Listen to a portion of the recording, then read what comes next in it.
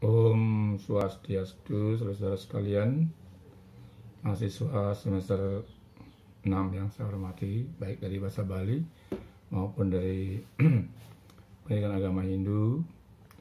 Pembahasan di minggu yang pertama yang lalu sudah dijelaskan mengenai manajemen berbasis sekolah. Secara harfiah satu persatu sudah disebutkan manajemen berbasis dan sekolah, dan sudah disimpulkan bahkan bahwa manajemen berbasis sekolah adalah pengelolaan pendidikan. Sistem pendidikan yang ada di sekolah dasar itu sepenuhnya dilaksanakan oleh sekolah yang bersangkutan, atau sesuai dengan kesimpulan para mahasiswa saat itu pada saat daring Zoom meeting adalah manajemen yang dilakukan secara otonomi penuh keleluasaannya oleh sekolah, di mana sekolah itu mengadakan operasional pembelajaran yang di dalam sudah ada unsur-unsur pendidikan, yaitu ada sarana prasarana, ada siswa, ada guru, dan ada kurikulum atau sarana yang lainnya. Baik, saudara-saudara sekalian yang saya berbahagia, selamat belajar dengan daring di rumah. Tinggal membuka video ini selama kurun waktu 15 menit, maka saudara-saudara sekalian akan menyimak dan mengerjakan tugas-tugas yang akan saya berikan. Barangkali ada untuk pemahaman materi dikerjakan dan dikumpulkan setelah jam berakhir. Dan dibuka juga sesi tanya jawab lewat japri ke saya. Akan diberikan masukan-masukan tentang apa sih manajemen berbasis sekolah. Dan juga sudah saya berikan tugas minggu lalu tentang bagaimana kira-kira manajemen ini apakah mampu meningkatkan mutu pendidikan. Mari kita akan bahas bersama-sama tentang pengertian manajemen bersekolah menurut para ahli. Yang pertama, saudara-saudara sekalian, menurut Arie Kunto, bahwa manajemen berbasis sekolah itu adalah penataan sistem pendidikan yang memberikan keleluasaan penuh kepada kepala sekolah atas kesiapan.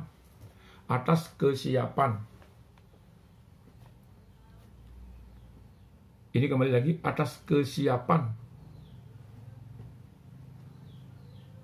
seluruh staf sekolah untuk memanfaatkan semua sumber dan fasilitas belajar yang ada untuk menyelenggarakan pendidikan bagi siswa, serta memiliki akuntabel atas segala tindakan tersebut. Nah, jadi ada dukungan moral, ada dukungan teori dari Arie Kunto menjelaskan bahwa sekolah itu secara otonomi, secara leluasa penuh kepada sekolah untuk dikelolanya dengan baik. Seperti misalnya para guru ditata dengan baik, kemudian diberikan tugas dengan baik, dan melakukan tugas dengan sebaik-baiknya untuk mentransfer pendidikan yang mesti secara profesional dikerjakan oleh guru. Nah, ini menurut Arie Kunto, yaitu ada kata atau kalimat akuntabilitas. Jadi harus dipertanggungjawabkan baik kepada siswa, orang tua siswa, masyarakat, dan pemerintah melalui hierarki jenjang pendidikan tersebut. Nah, ini menurut manajemen berbasis sekolah menurut Arie Kunto.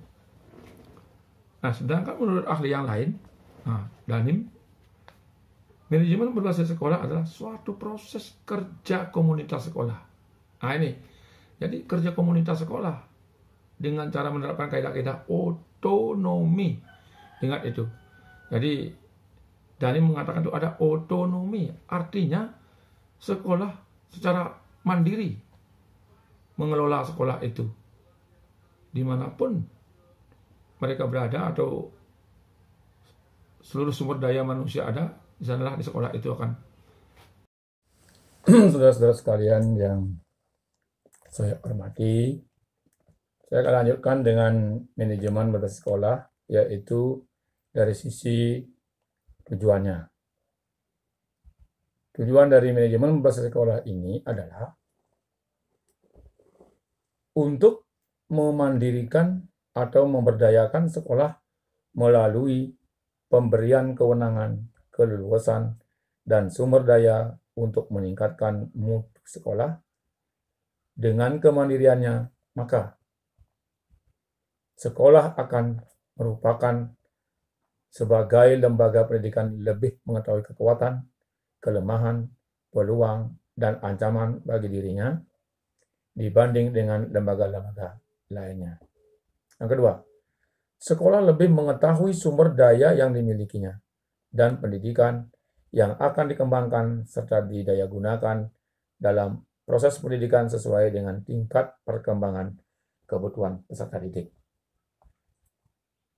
Yang ketiga, sekolah dapat bertanggung jawab tentang mutu pendidikan masing-masing kepada pemerintah, orang tua, peserta didik, dan masyarakat pada umumnya. Yang keempat, sekolah dapat melakukan persaingan sehat dengan sekolah-sekolah lainnya untuk meningkatkan mutu pendidikan melalui upaya-upaya inovatif dengan dukungan orang tua, peserta didik, masyarakat, dan pemerintah daerah setempat. 5. Meningkatkan kepedulian warga sekolah dan masyarakat dalam menyelenggarakan pendidikan melalui pengambilan keputusan bersama, meningkatkan tanggung jawab sekolah kepada masyarakat, meningkatkan persaingan yang sehat antar sekolah tentang mutu pendidikan yang ingin dicapai. Dengan demikian, secara bertahap akan terbentuk sekolah yang mandiri, memiliki ciri-ciri sebagai berikut. Jadi sekolah yang bagaimana disebut dengan sekolah yang berkualitas atau bermutu? Ciri-cirinya adalah sebagai berikut. 1. Tingkat kemandirian tinggi sehingga tingkat ketergantungan menjadi rendah. Jadi sekolah itu dibentuk supaya memiliki kompetisi dan kompetensi sehingga bisa kepala sekolah bersama guru di sana mandiri, mampu mencetak siswa yang unggul. Itu yang pertama, tidak ketergantungan lagi. Jadi mampu memanage dirinya sendiri di sekolah tersebut. Yang kedua, bersifat adaptif dan antisipatif, memiliki jiwa kewirausahaan. Jiwanya ini harus memiliki jiwa kewirausahaan yang tinggi. Apa itu? Ulet, inovatif, gigih, berani mengambil risiko. Kalau istilah saya, ada namanya panas dan hujan. Panas itu P-nya adalah proaktif, A-nya adalah aktif, N-nya adalah niat, kemudian ada panas, ada A lagi itu ada atraktif, dan S adalah apa itu S? Sensitif. Ya, S itu adalah sensasi. Sekolah harus punya sensasi. Dan hujan. H itu harmonis, U adalah usaha, J itu jalan, A itu A. Yang ada tahu A? Kan hujan. H adalah harmonis. Jadi harmonis dengan Tuhan, harmonis dengan manusia sama manusia sekolah itu, kemudian harmonis dengan lingkungan. J, H harmonis, U itu usaha, harus ada usaha. Sekolah secara mandiri harus berusaha. Kemudian ada J itu jalan menuju ke sukses akan sudah semakin cepat sukses. Jalannya sudah ada panas, ada hujan. Kemudian ada tidak ragu-ragu, antusias. Apa yang dilakukan oleh sekolah itu antusias, tidak ada ragu-ragu. Seperti disebutkan dalam perang Bharatayuddha antara dengan Kaurawa dengan Pandawa. Arjuna akan memerangi keluarganya itu ragu-ragu, sehingga diberikan wejangan oleh Krishna. Anda jangan ragu-ragu Arjuna. Kenapa jangan ragu-ragu? Karena yang Anda lawan itu bukan misanmu atau mindonmu atau gurumu. Yang dilawan itu adalah kezalimannya, keserakahannya, atau yang hal-hal yang tidak baik yang dilawan. Bukan melawan saudara kita. Jadi itu ragu-ragu, arti antusias. Maka panas, hujan terakhir huruf N itu adalah lagi satu adalah. Ada yang bisa? N itu apa? N itu adalah tergantung lagi ada nasib. Sehebat apapun manajemen sekolah yang terakhir itu sudah harapan terakhir tidak bisa kita lakukan, itu artinya hasil. Nah, kemudian yang ketiga, bertanggung jawab terhadap input, manajemen, dan sumber dayanya. Input itu memilih, atau bahkan di sekolah ada seleksi. Kalau unggulan misalnya, dipilih bahan bakunya yang murid yang juara di sekolah sebelumnya. Atau kalau tingkat SD misalnya, pilih yang sudah matang umurnya. Tidak ada yang idiot, tidak ada yang apa. Pokoknya yang matang lah umurnya untuk melakukan itu. Nah itu. Nah kemudian, maaf tadi ada sedikit gangguan dari teknis ya. Nah kemudian selanjutnya adalah yang selanjutnya sekalian ada yang keempat ya.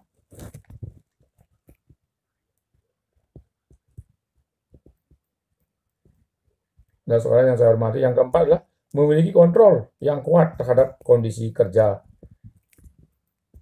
sumber daya manusia dan komitmen yang tinggi pada dirinya. Jadi harus punya komitmen kayak disampaikan tadi. Kalau ada sekolah atau sumber daya manusia yang tidak berkomitmen tinggi, inilah nanti biang keroknya untuk kemunduran dari sekolah tersebut. Maka dari itu diharapkan semua sumber daya manusia yang ada di sekolah itu harus mempunyai komitmen yang tinggi untuk memajukan sekolah yang berada di lingkungannya. Yang kelima adalah prestasi merupakan acuan bagi penilaiannya. Jadi dimanapun sekolah yang sudah bagus prestasinya, pasti akan dicari oleh calon-calon siswanya. Selanjutnya saya kasih lagi sedikit adalah itu ciri-ciri tadi sekolah yang bermutu. Ada 5 ciri.